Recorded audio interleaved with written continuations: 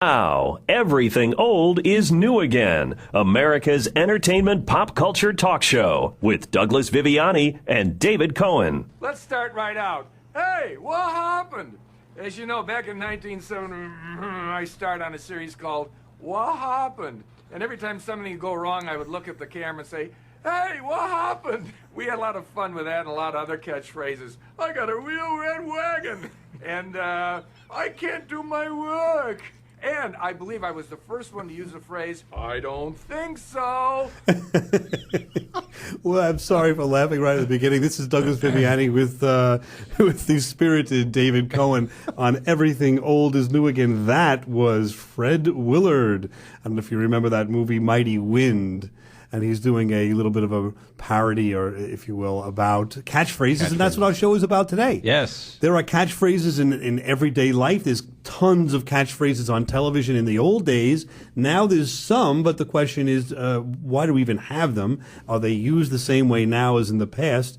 Do we enjoy them? By the way, what is a catchphrase? What is a catchphrase? You know, what's the Webster? I looked it up, Doug. I looked it up. Catchphrase, according to Merriam-Webster, is a word or expression that's used repeatedly and conveniently to represent or characterize a person, group, idea, or point of view. Well, now that we've lost half of the audience based on that discussion, what I would suggest what do you mean? There's Really? a different definition, too, in television, especially recently, because Seinfeld's got tons of catchphrases where they'll use, the catchphrase in one episode, but then America, or lots of people, go back and repeat that at the water cooler or wherever else, and so therefore it becomes, I think, a catchphrase, even though it was just once or used once on the show.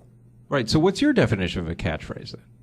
You didn't like the Merriam-Webster. No, I did like the Merriam-Webster, Okay. but it got a little technical towards the end there. You kind of lost me. But the idea is it's a phrase that's used over and over again. Do we need to go any further than that? Well, that describes a person or a group or an idea, and it says, etc. Okay, well, the et cetera falls under, or this falls under the category of et cetera, I This would definitely suggest. falls under the category of etc. And where did it start from? I'm sure the Egyptians had this. We do this in everyday life, say things. You think Egyptians had catchphrases? Absolutely, there's no doubt. The pyramids again? Like that sort of thing? Something like that. Yeah, I would say that the first recorded catchphrases were from some comedians from vaudeville, though. And the best known of those have this to say. I'm a bad boy. And that was an ID or, a catchphrase that really brought to radio the identification of Lou Costello. And if you notice how high his voice is, it's not always that high in the movies. A little bit of trivia there. Back in the day when they started out on the radio in the 40s. This is Abbott and Costello. Abbott and Costello, they were told, listen, you guys sound too similar, the voices. You've got to be different. So one of the voices was a rather high voice that Costello used, and then he accentuated that with this "I'm a bad boy," which was their first catchphrase. There were some others that Are they used. our voices too similar? Because I could go up like this if that helps. It doesn't help whatsoever. In fact, if we sound like one voice, that's fine too. It sounds like one guy just monologuing to himself. That'd be even more interesting. I can go lower also. Oh, that would be good. All right, so do that. All right. Let's continue with catchphrases. Well, all right. You sound exactly like the actor in The Shadow. Who knows what evil lurks in the hearts of men? The shadow knows. I mean, it almost sounds like you. Do that. Do The Shadow knows. The shadow knows. Yeah, all right, not bad. That was iconic back in the 1930s. From what we understand. Yes, and 40s. We were not Orson there. Welles, by the way, was the first Shadow. And again, remember, this is a time when radio was it. There was no television. Again, of course, there were movies, and it was just starting out, and, movies were in infancy. But the point is, there were catchphrases before TV. Absolutely, absolutely. And Play another another one. really well-known one right now from the radio.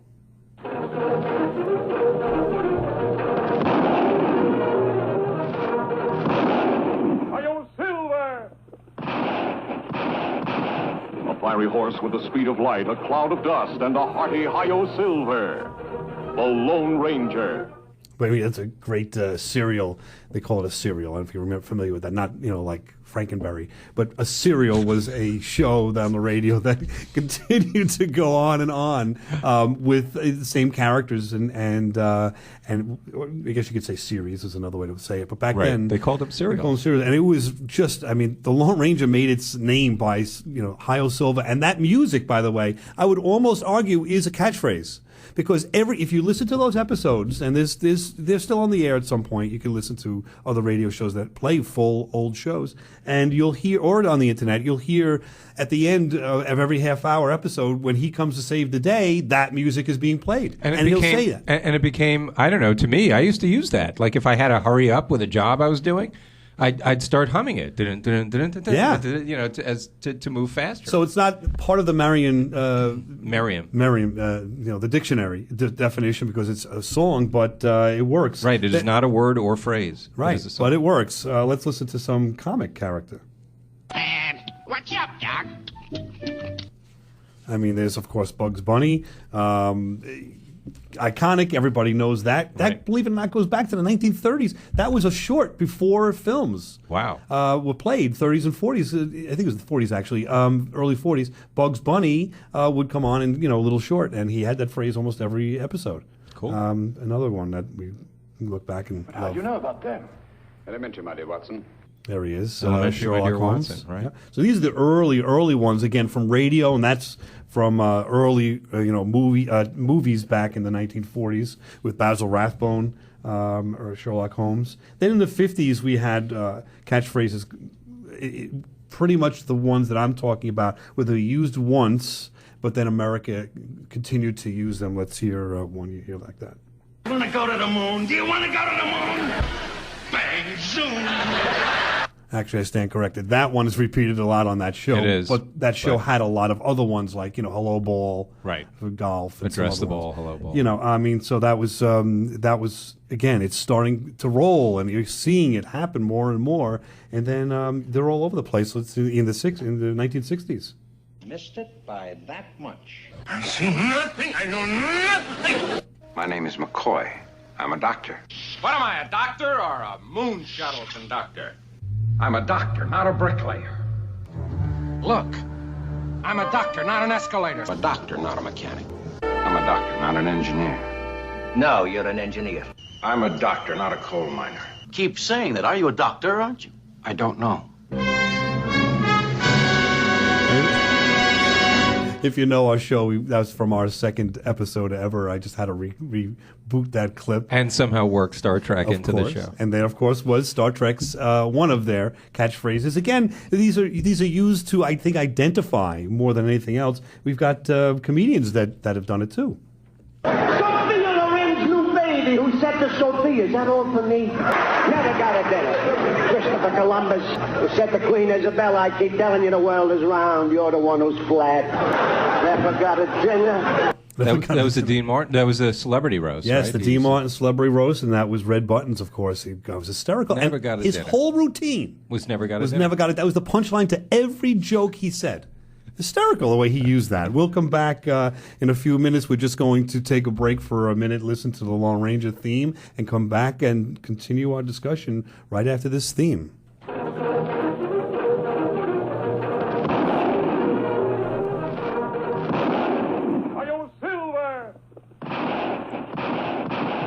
fiery horse with the speed of light, a cloud of dust, and a hearty Hi-Yo Silver. The Lone Ranger. Okay, and we are back on Everything Old is New Again, and we're enjoying our little extra time here that after the segment of the show, the particular genre or what topic we're talking about, we're talking to you, the listener on Long Island, about ourselves and different things that are happening behind the scenes. Behind the scenes. So I hope you're enjoying with this Douglas segment. Viviani and David Cohen. There's that disembodied voice that introduces us back from commercial. And So what did the you show last starts. week? Give me your thoughts on Captain Balzac. We did that with the pirate Well, I mean, show the last first week. thing is, it's funny. Made a special point of saying, we have Captain Balzac here, and I accentuated the name, and I introduced you, and then, well, I shouldn't say you. I introduced that character, Captain Balzac. He was here, and 5 minutes later, the character's acting as if I didn't introduce him. and says the same thing back to me. So I find it funny that, if you're on the radio with one other person, and you're actually not listening to what that other person is saying, there's a little bit of a problem. I'd say sorry about that. That's all right. But other than that, I thought the character had a tremendous accent. You didn't have to wear the the eye patch or that fake bird on your shoulder. I forgot they can't see that. Speaking of that pirate show, I was looking for clips and I couldn't really find it. He just changes the subject away from Captain Paul's. Well, it's the same kind of a thing in that, if you remember, Lost in Space had a pirate on it. Remember that parrot, Lost in Space? And it was a metal or a robotic? It was a robot parrot. And I thought that was a lot of fun, that episode. I wish I could have gotten a clip for that. Because that was the Robert Newton character again with the R and all that, as we spoke about on our pirate show. And if you missed it, tune into us on the internet, our podcast, everythingoldisnewagain.biz. We'll be right back. Right after the theme again.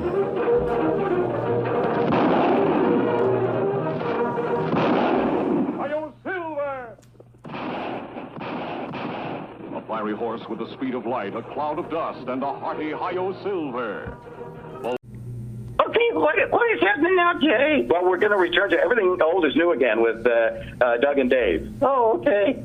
I got nothing else better to do. Hey, Johnson! Oh, you doesn't have to call me Johnson. My name is Raymond J. Johnson, Jr. Now, you can call me Ray, or you can call me Jay, or you can call me RJ, or you can call me RJJ, or you can call me RJJ Jr. But you doesn't have to call me Johnson. I don't get it. What are they laughing at? I found this comedy album in the closet. Oh, Ray J. Johnson Jr., you can call me this and you can... He's the man who taught America to laugh. Well, if there was a Mr. 1976, it was certainly him. Well, did it come with a booklet that you follow along? Because what's here is not funny. You're wrong. It is funny, and let me tell you why. Well, you can't explain comedy. I'm not coming out until I crack this. Or you can call me RJ, or you can call me RJJ, but you doesn't have to call me Johnson. Oh, you doesn't have to call me Johnson. Johnson got another one. Welcome back to Everything Old is New Again. That's kind of obscure, but that was a 1970s comedian that used a catchphrase, sort of like, I guess, like Red Buttons did with the same punchline, although Red Buttons actually was more creative because he had different jokes. This is the same joke over and over and over and over and over again. He would spotlight himself on all the different variety shows. You'd see him show up on, whatever it might be, Carol Burnett and every variety show imaginable, he doing was that routine. Right. Yes, and that was from Family Guy. That little clip there where they revisited Johnson. And you must have loved that. I absolutely love it. I believe it or not, I'm not really a fan of the new catchphrases, let's say from 1990 on. We'll talk about that in a few minutes, but really was a fan of the catchphrases. And probably one of the only ones that I really like is Johnson. That's funny because I like catchphrases. I liked them since the days of radio that you were playing earlier. The one I can't stand is that one. So we're at real. I'm like the kid. I don't get it. It's not funny. Well, if you lock me in the room like the kid did, I still wouldn't think it's funny. I don't know. I saw a smirk on your face. I think if we play it again, and we may later on, we'll see if you actually crack a smile to the Jay Johnson routine. Yeah. Okay. We'll continue our discussion of catchphrases. Let's listen to another one that is and was iconic, I guess you'd say, in the 70s and 80s. Thank you very much. Very loud, but that was Andy Kaufman from Taxi. Well, I didn't even hear it. Thank you very much. Oh, thank you very much. Yeah. He was a very different type of comedian. That's an understatement. Yeah, but they tried to put him into a category when he did Taxi as a just the goofy next door neighbor kind of, and he hated that. He recoiled, but he had this character that he brought in to the show from.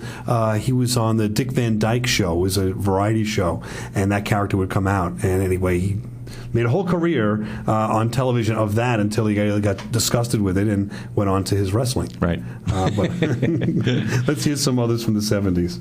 Well, all I hear all day long at school is how great Marcia is at this or how wonderful Marcia did that. Marcia, Marcia, Marcia. Hey.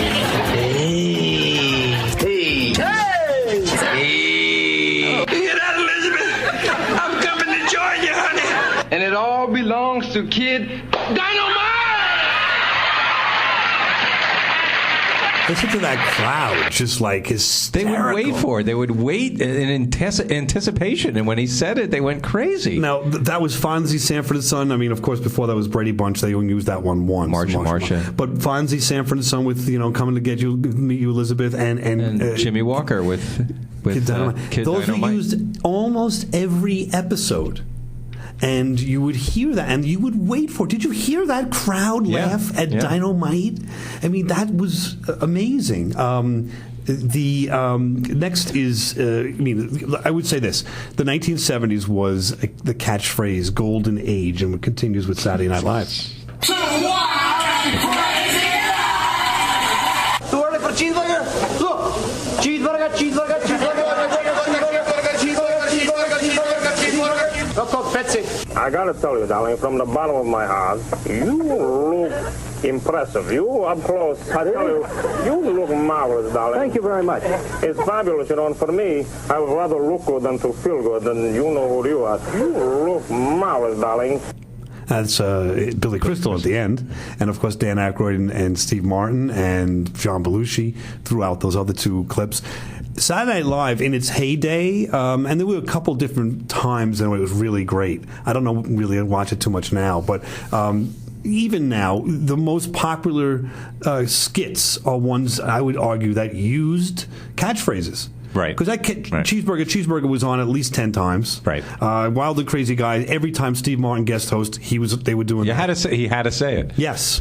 Well, the other thing is just, again, getting back to the definitions of catchphrases, we are only focusing in on catchphrases from TV shows. Oh, that's true. Because catchphrases from commercials, TV commercials, radio commercials, that's a whole other thing. So is movies. And movies is a whole other thing. So this is just television. But what is the fascination with catchphrases? I mean, it's What's so funny. What's the fascination with us having to do a catchphrase show just from TV? Like, there's so much out there, and we have to boil it down. I'm telling you, there's a lot that I didn't include. But I went serious with it, too, because sometimes serious shows use catchphrases.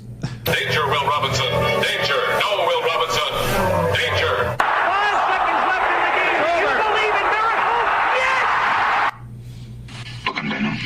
Ladies and gentlemen,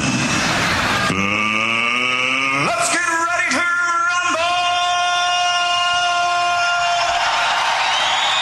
rumble! Live long and prosper. You're fired. You're fired. You're fired. You're fired. You're fired. You're fired. You're fired. You're fired. You're fired. You're fired. Dave? That's You're what fired. Just want to tell you that's the new news for you. I got a chance to. You also fired Captain Balzac. I knew I was next. That's Donald Trump. But of course, we've got Star Trek in there. You've got sports. When the Olympics. Yeah, with Michaels when we won the Americans won it, the gold cup. So these phrases just become part of the vernacular. I mean, and some of them can be around for decades. People are still saying them, and some are brand new, which we'll get to in a minute. Yes, absolutely. I mean, You're Fired is a new show, newish. Relatively. I don't know anybody really saying that too much, but people know it. They know say it. Donald Trump. If you're talking to Donald Trump, and it's going to come up that he says that all the time. And so it's interesting. And I want to explore a little bit when we come back as to why do we even need catchphrases? What are they all about? Why do they permeate serious television? It permeates, sports, reality TV. Goes back, to the comedies. What's that about? One of my theories about. We can explore it now. Huh? Yes, go ahead. What else are we going to talk about? Yeah, no, I misspoke. No, go ahead. What else are we going to talk about right now? Go for it. I want to talk about apple pie and the recipe that I'm kidding. Go ahead. Baseball, hot dogs, apple pie, and Chevrolet. Correct. Sorry, commercial. That's another show. Yes, that was not a TV show. Yep. One of my theories about catchphrases is it's a way. Get this one. It's going to blow your mind a little bit. Go. Okay. It's a way. You actually thought about this ahead of the show? You prepared a little bit? I didn't walk in here, not knowing anything, which I usually do. But I think that producers and directors and writers are smart, and catchphrases are a way. Before we had this whole viral thing with the internet, okay, to promote the show. It's free advertising because people start saying the catchphrase in the workplace. Hey, what's that from? Oh, it's this show, blah, blah, blah. And suddenly you've got more viewers because of the catchphrase. I agree 100%. And you're blown away. I'm not blown away. Come on, you're a little impressed. I am impressed, yes, a smidge. That's all. But I would also suggest that it's interesting that, let's say Dynamite. Let's just take Dynamite for a minute. Dynamite. That show, again, they use that every single episode. Yes, I can understand. Okay, someone talks about it around the water cooler, and they start using Dynamite and whatever. You think it's interesting. Let me finally listen to that show. Once you hear the show once or twice or three times, you've heard that catchphrase used. How is it still funny? Like that show, it went on for like years where he did that, and that's when we go back to Fred Willard, who was making fun of it. It was so funny. Well, because you start laughing at the fact that you used to think it was funny. Then the story itself of the catchphrase becomes funny. Like if you say dynamite, you instantly laugh when you hear dynamite, right? We're going to talk about that in a few minutes. I just want to listen to the Honeymooners theme, and we'll be back in 10 seconds talking about catchphrases and everything old is new again. Is sponsored by the law office of Douglas Viviani. Douglas Viviani has been providing quality legal service for over 26 years. We're a general practice firm and can handle any legal matter you may have for a reasonable fee. If you're involved in a car accident, starting a business, planning your estate, or need a criminal attorney, please call 631-681-1910 or email us at vivianilaw@aol.com for a free consultation. Get the justice you deserve. Contact the law office of Douglas Viviani at vivianilaw@aol.com. Everything Old is New Again is sponsored by the law office of Douglas Viviani. Douglas Viviani has been providing quality legal service for over 26 years. We're a general practice firm and can handle any legal matter you may have for a reasonable fee. If you're involved in a car accident, starting a business, planning your estate, or need a criminal attorney, please call 631-681-1910 or email us at vivianilaw@aol.com for a free consultation. Get the justice you deserve. Contact the law office of Douglas Viviani at vivianilaw. Welcome. This is Davros from Doctor Who, and you are listening to Everything Old is New Again with Douglas Viviani and David Cohen. Be very afraid. Thank you very much. Listen to the applause and laughter after "Thank you very much" from Andy Kaufman. I know. It's amazing. Again, catchphrases. We're here back on Everything Old is New Again, talking about catchphrases with the feisty and exuberant David Cohen. I'm getting a little uncomfortable with these adjectives here. Feisty and exuberant. I don't know if they're appropriate. I feel like I have to live up to that now. That's why I do it. To give you a little, punch in the arm there, a little shot, and some of the, like a little adrenaline. Because otherwise, I'm just this lump on a log. Is what you're saying? No, not necessarily. But we could all use a little motivation every so often. All right. The vivacious Doug Viviani. Oh, see, I like that. That's good. Well, Viviani, by the way, in Italian is another way of saying vivacious. Is it really? Full of life. Yes. Really? Yes. I did not know. Very, very, very rough translation, but we'll go with it. No, that suits you. I did not know that. There you go. See, that Johnny Carson catchphrase. There we are. And you use them every day. I did not know that. But now, you use that sort of to get a laugh or a little bit of a smile, and then that leads right into my question about catchphrases is, what is the importance of them? And in my, I don't know, look or review of catchphrases, I kind of don't like them because I've seen Johnny Carson too, let's say. Not to use that, but and I know that quote too. So, but you say it, and in some way, it happens a lot with Seinfeld. People around the water cooler would talk about it and say, whatever the quote was from the night before, and all of us saw the show, but the guy or gal that said it, in some way, I think psychologically, and I might be wrong, but to me, grabs or tries to garner ownership of that line, and thereafter the laughter that comes with it. But meanwhile, Seinfeld or Johnny Carson or whoever was responsible for the creativity of that catchphrase. So, in place of a person's non-creative, non-imagination, they're stealing someone else's line to get a laugh. Is that what you're saying? Correct. Now, I don't know if that sounds. I don't know. Does that sound like? I don't know. You listen. I've seen it. Now that you say it, yes, I've known people that do that, myself included. Yeah. But I think also on the positive side, it is something that brings people together because it's a commonality.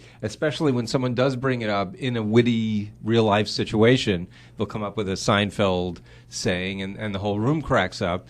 It's like talking about the weather. Everybody knows the show, and in this way they're getting a good laugh out of something they all can relate to. Right, and it basically is like the lowest common denominator of the crowd. Let's say, not in a bad way. I'm saying in a good way, in that the crowd then gets to, or the number of people you're talking to get to share in the experience and the laugh all over again. True. But then again, there are other people that have said catchphrases for years on end, and at some point it's just not funny.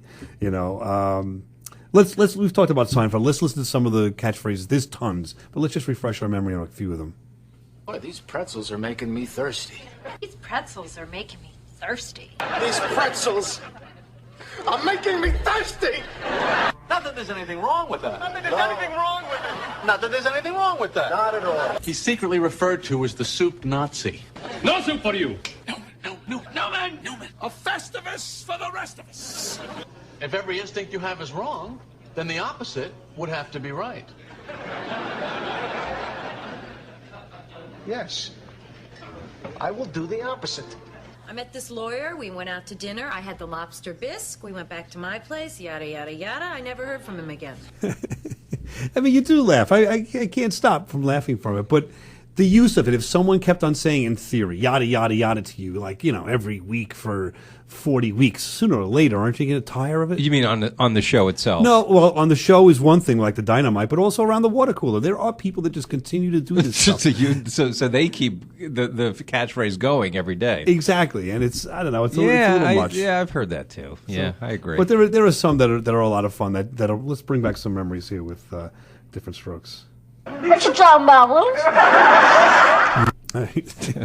I never even saw the show, but I know the line. Yeah, and that if you go on the internet, that is one of the top-rated catchphrases. Believe it or not, like people actually rate like we do. People are nuts like we are, and they go on the YouTube and they list the ratings of catchphrases, and that's universally number one. Here's another one from some character here, Urkel.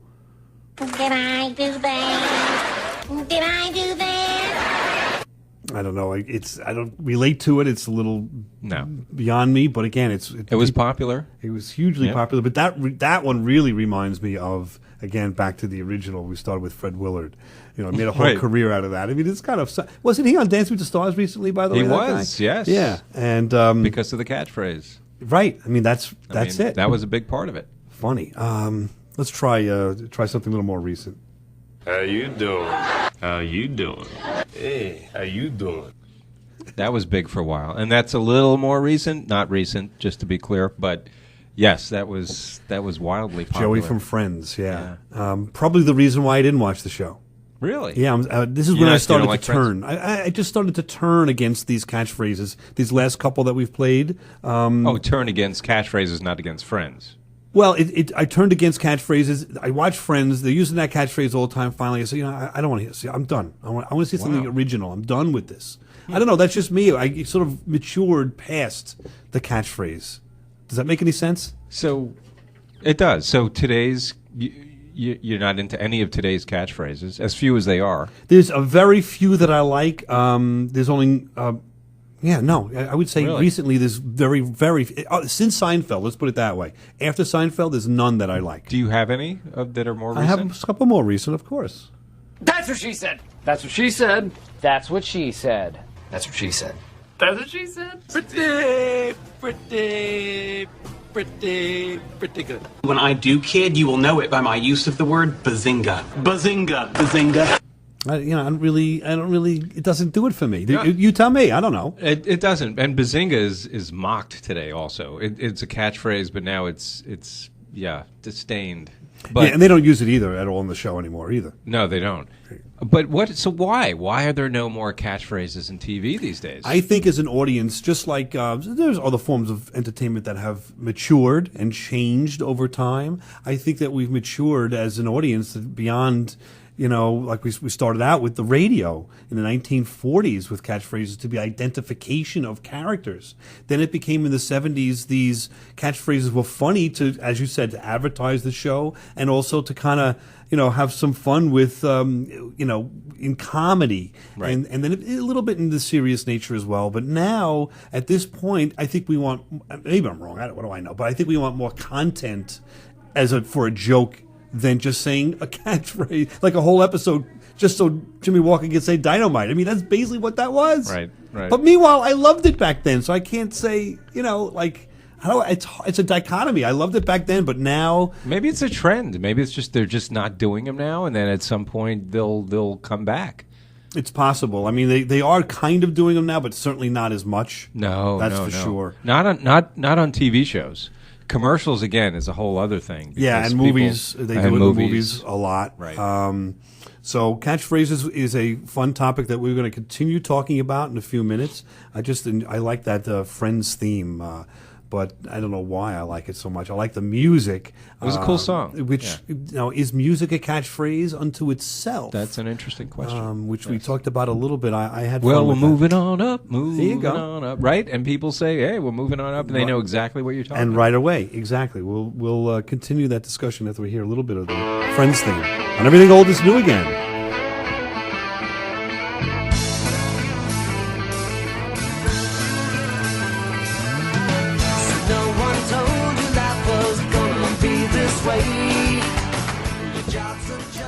I don't know, just have a little fun with that. If you go back to our older shows from last year, 2014, about our September silliness and what show was the best TV sitcom of all time, and we talked about Friends.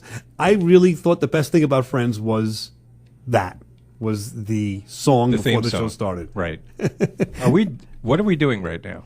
We are doing a 2-minute or a minute and a half discussion behind the scenes at Everything Old is New Again. And by the way, if you want to hear any of our old shows, feel free to tune in on the podcast at everythingoldisnewagain.biz.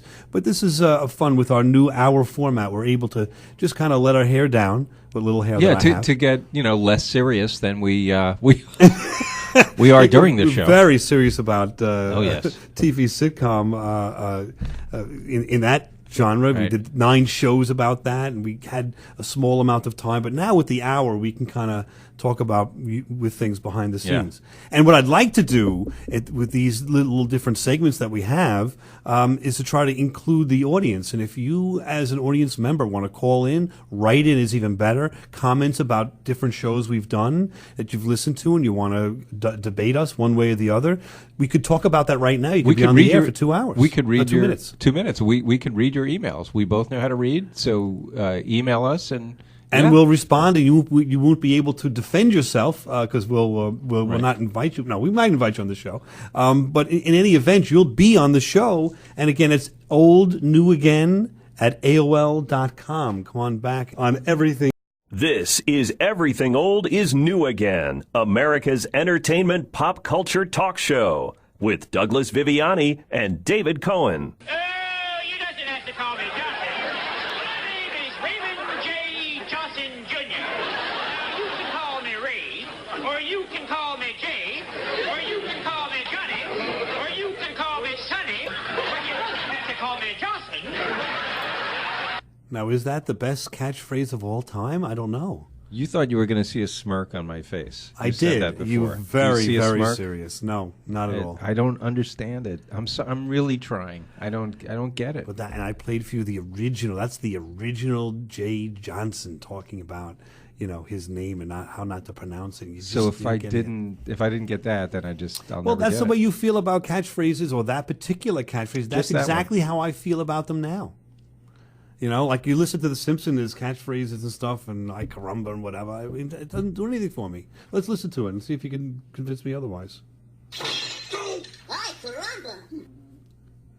Well, like you didn't know what they were. But we needed that reminder. But they did. Didn't they do an episode where they were mocking themselves about the catchphrases, and they just kept playing one after another? Did you see that episode? I did, and I wish you would have told me about that in preparation of the show. I would have actually played that. Yeah, because we were doing catchphrases, right? Yeah, they actually went back. Well, no, it's good that I didn't tell you because it gives us something to talk about for the next few minutes. Well, go ahead, talk. So they said, I forget who it was. Lisa said, what are we? Just a bunch of characters who are only known for their catchphrases? And one by one, like every character on the show, from Barney belching, everyone, believe it or not, had a catchphrase. And you didn't realize it at first until you saw them back to back. Well, that's interesting. I wonder if the writers actually, during the creation of those episodes over the last, how long has it been on for? Like 20 years? 25 years. I believe. Crazy. Over that time period, if they, in any of the episodes, intentionally, created these catchphrases, or is it one episode where one character said something and got such a laugh that they said, hey, you know what, let's use that again. Like, I wonder how that came about. Is it organic? Is it just something that happens? Or is it something that is written on purpose? Like, this is going to be the catchphrase for Fonzie, and it's going to be A, and we're going to let him say that every episode. I'm sure different shows did it different ways. I think so. I mean, I read something where on 30 Rock, Tina Fey had, it wasn't really a catchphrase, it was funny, she said it occasionally, I want to go to there, and it was her daughter who actually said it to her one day. She thought it was kind of funny, and she had her character, Tina Fey's character on the show, say that. Right. And well, it reminds me, it's kind of the same, but kind of not. I mean, A Hard Day's Night, just comes to mind, the song. It just was an organic statement that Ringo said one day, and it became this iconic song. I mean, This is what I think it happens in real life too. But I think also as a person that just you live your life, you do repeat some sayings over and over again, and that may become your personal catchphrase. That's true. And then if you're famous, impersonators take that and like Cary Grant, Judy, Judy, Judy. That's. I didn't do the imitation, of course, but that's the... well, you have to be over 80 to really understand where they came from. But I'm trying to think of... There's not a lot of impressionists anymore. Right. Is that Frank Caliano? Right. But other than that, I don't know any. Bach. I mean, it's... But let's listen to... Believe it or not, Sammy Davis Jr. started his career as an impressionist, and of course Frank Gorshin, who was the original Riddler in the 1970s Batman, was an impressionist. You dirty rat. You dirty rats. Very short, and then probably... Wait, so the first one? The first one was Sammy Davis Jr. The second one was Frank Gorshin, doing James Cagney. Now, a lot of these catchphrases, they were in movies, or they thought would be in movies. Like "Play It Again, Sam" for Bogart. Never said it in the movie. He said "Play it."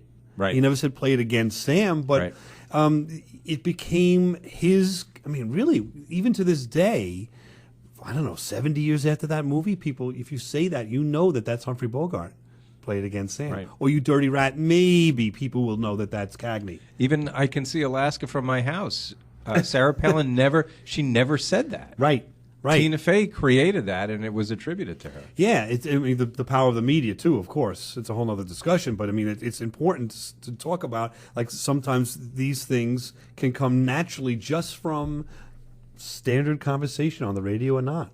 If you will, long story short, if you will, long story short. But in my world with long story short,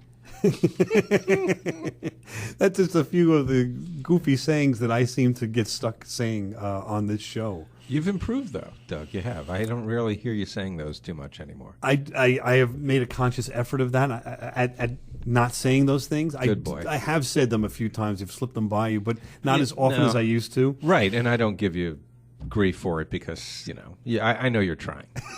Thanks, Dad. But, the thing is, the presentation of those three sayings came out of nowhere, came from being on the radio and, performing a show and trying to get used to this and maybe being nervous or something, or even just trying to describe something over and over again. You use the same phrase. And it's interesting how I never use any of those phrases in real life. You never use them? And outside the studio? Outside the studio, I've never used those phrases. Wow. It's funny. I don't say to a judge, in my world, this person really didn't speed. You know what I mean? Like it's weird that it comes about. Or I think the best catchphrases come about organically. I wonder if that that's something that'll happen eventually with this show. If any of those will become our catchphrase. If I hope not. one. Not the ones you just said. You just No, I got hope over. not. You just kicked the habit. We don't want I to know. I hope not. But we just talked about the media or people making impressions of impersonations of other people. That's what they would catch on to at this point. Right. If no one's ever doing that for us. I told you before the name of our show is a catchphrase. Right? That's true. Sort of. Everything old is new again. That's people have heard that saying before. I don't know where it came from, but now we own it. We've copywritten that. And, no, you have. No, Seriously? No, I've you not. Can't. I'm just trying to throw that out there. You really always crash down on when I try to give a little bit of the illusion of radio and how much power it has. That's my job, Doug. That's why you hired me. Now, back in high school, Dave and I were in high school together. This is one of our favorite catchphrases we stole from TV. How are ya? We were saying before the show that there was no one outside of the two of us and maybe one other person from high school that would know what that even was. Correct. That's SCTV. Let alone why we adopted it as a catchphrase. Which we have to explain. That's SCTV, a character created by Eugene Levy, which you know from the American Pie movies and some other things. Right. And he's Bobby Bittman there. He's a parody of like one of these comedians from the 1970s and 80s. Yeah, because they had a parody of a talk show by, parodying talk shows, and he would be this, I don't know, who was he trying to be? Sort of like probably a Bob Hope or something like that, And every time he came on the show, how are you? So. And that was his catchphrase. So they were ahead of their time, or we're behind, whatever it might be, because they were investigating catchphrases in a fun way right then and there. We actually had a break in high school. We stayed after high school a lot of the times, and because we were bored. We wanted to get I wanted to get the attention of some young lady who was in the band. If you remember this. And we walked down to the band hall where they were practicing, and we walked by and we like idiots. How are you? We did both that, of us, yes, and walked out. But you know what? It was almost like in TV because we did it. If you remember, we did it a couple of times, and by the second or third time, the band members, when they saw us, they knew what was coming, and they started laughing before we even said it. Exactly. Here's our other favorite one. Then the guy says, yeah, now that I got it, how do I get rid of it? We would use that one at parties left and right just to accentuate, like you miss a joke and you're coming in around the corner, you hear the end of the joke. It was when parties were kind of boring and we would just get some people around, guys we knew, girls we knew, and we said, okay, now we're going to just say this thing. It's going to sound like a punchline of a joke. When we say it, really like over the top laugh, right? And it'll attract other people from the party. Oh, because it looks like we're having a great time, right? It wasn't other people we were interested in. We were interested in other girls coming over, of course. Right. But it worked a lot. Yes, because we would do that. You said you did that in college too. I did it in college all the time around, a keg party, whatever. I don't know if you remember those college days where you're in a room, and it's like 100 people and the capacity should be 20, and you're fighting for attention and it's loud and all that. So I would yell, that punchline, and 5 or 6 of my buddies would know to laugh. Before you know it, it caught on, and almost every party I'd do it. And at some point, all like 100 people would be laughing because it was after a year of doing this. Now, isn't that weird? I would use a catchphrase to attract people in the way that I don't like that people use it now. That's right. So it's interesting that I've come full circle on that. I guess because I don't go any more keg parties. I guess I've lost my need for that particular catchphrase. Right. You don't need catchphrases to get attention anymore, right? Or I don't really want attention anymore at this point. I get enough from a 2 and a 5-year-old and a wife back home, Anyway, we'll come on back next week and talk about the Doctor Who convention. Everything Old is New Again. Check us out at everythingoldisnewagain.biz. Douglas Viviani and David Cohen for your listening pleasure.